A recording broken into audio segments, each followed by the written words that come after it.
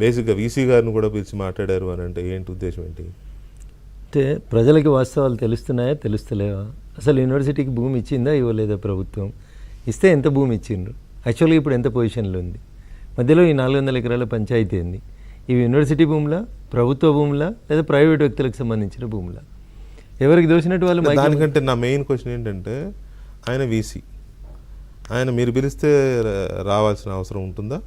మీరు 3 ఎంపీలు ఉన్నారు అక్కడ నాకు తెలిసి, విశ్వేశ్వరరెడ్డి గారు, మీరు, ఒక ఎంపీ ఉన్నా రావచ్చు, అంతేనా?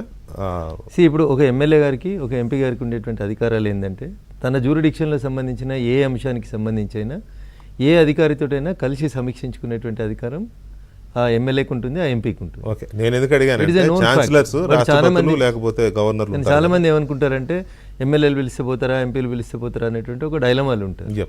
సో అక్కడ విశ్వేశ్వరరెడ్డి గారు మాకు చెప్పింది ఏంటంటే, యాక్చువల్లీ ఇన్ఫ్యాక్ట్ మనమే యూనివర్సిటీకి పోయి వీసీ గారిని కలుద్దామని చెప్పి ఆయన ఫోన్ చేసి చెప్పాడు.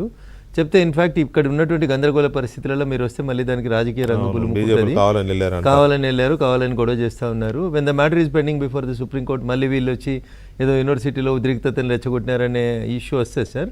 మీకేం అభ్యంతరం లేకపోతే మీరు అందరు ఎంపీలు ఇక్కడికి వస్తే అది పొలిటికలైజ్ అవుతుంది, మేమే రావడానికి మాకేం అభ్యంతరం లేదన్నప్పుడు then he asked him to come for a official meeting. It is not a private meeting or nothing. Private meeting అయితే మీడియాకి ఎట్లా లీక్ అవుతుంది? సో దీనికి ఒక నేపథ్యం ఉంది. సెంట్రల్ యూనివర్సిటీ ఏర్పాటు వెనకాల ఒక భావోద్వేగపూరితమైనటువంటి నేపథ్యం ఉంది. సెంట్రల్ యూనివర్సిటీ అట్లేదు అల్లటప్పగా హైదరాబాద్కి అప్పుడు ఉన్నటువంటి పాలకులు ఇచ్చిరని నేను అనుకోవట్లేదు. 1969, 1972 తెలంగాణ ఉద్యమం, విద్యార్థులు అమరులు 369 మందిని కాల్చి చంపడం, తెలంగాణ ఉద్యమాన్ని ఒక రకంగా తొక్కిపెట్టాలనుకున్నటువంటి భావోద్వేగ పరిస్థితులలో తెలంగాణలో ఉన్నటువంటి విద్యార్థులు చేస్తున్నటువంటి ఈ ఆవేదనపూరితమైనటువంటి ఉద్యమానికి ఏ రకంగా వీళ్ళకి మనం న్యాయం చేయగలుగుతామని ఆలోచించిరా, లేదా వీళ్ళ ఉద్యమాన్ని సబ్సెట్ చేయాలనుకున్నారా?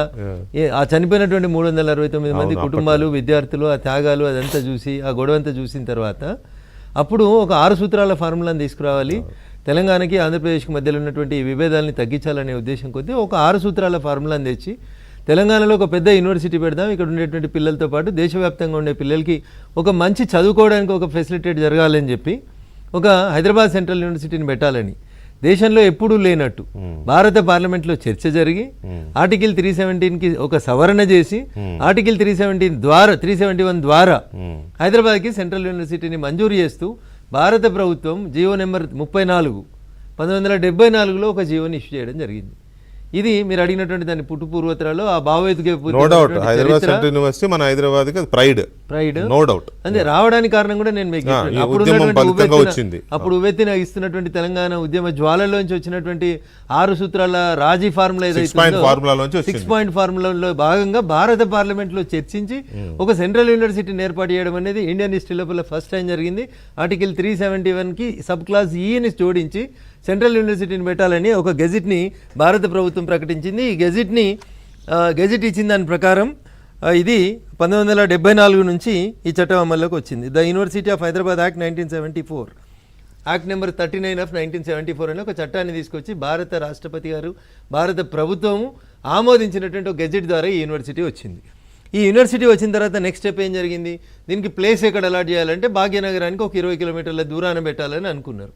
అప్పుడు ఓల్డ్ బాంబే హైవే ఎంబడి పక్కన ఉన్నటువంటి అదంతా మీకు తెలుసు, తెలంగాణ నేపథ్యం కూడా తెలుసు. తెలంగాణ నిజాం నవాబ్ నుంచి కొట్లాడి ఏర్పడినటువంటి ఒక గడ్డ. ఈ గడ్డ మీద అనేక రకాలైనటువంటి భూములు ఈ రోజు కూడా ఎన్వి ప్రాపర్టీస్ అని, ఎవాక్యూ ప్రాపర్టీస్ అని, సర్ఫకాజ్ అని, ఇట్లా వక్ఫ్ అనేది తర్వాత సర్ఫకాజ్ అని ఇట్లా రకరకాలైనటువంటి భూములు నాడు నిజాం నవాబ్ వదిలిపెట్టిన భూములకి ఓనర్షిప్ లేనటువంటి భూములు చాలా భూములు భాగ్యనగరం చుట్టూ లేదా తెలంగాణ జిల్లాలలో చాలా చోట్లలో ఉండే.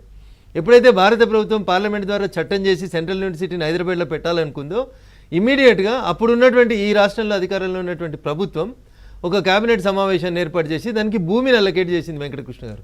This is the crucial point. మొత్తంలో మనం చర్చ లోపల ఇదే క్రూషియల్ పాయింట్ వస్తుంది.